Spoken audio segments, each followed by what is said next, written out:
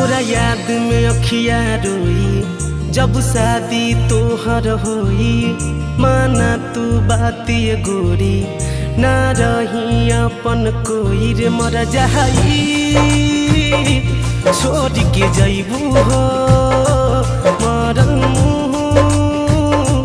हमर पैबू हो रे मर जाई छोड़ के जइबू हो मरल हमर पैबू हो।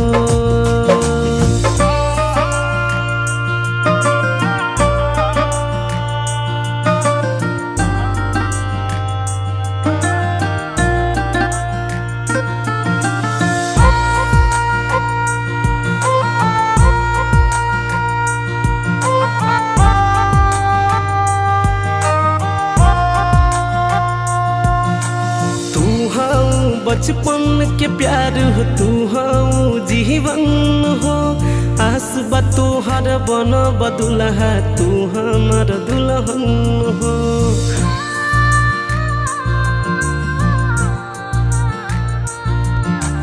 तू हाँ बचपन के प्यार हो तू हाँ जीवन हो आस बा तोहर बन बदुल्हा तू हमर दुल्हन हो।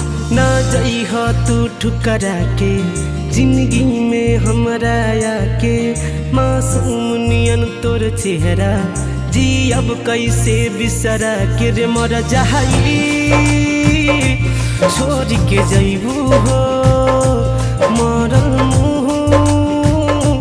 हमर पैबू हो रे मर जाई छोड़ के जइबू हो मरल हमर पैबू हो।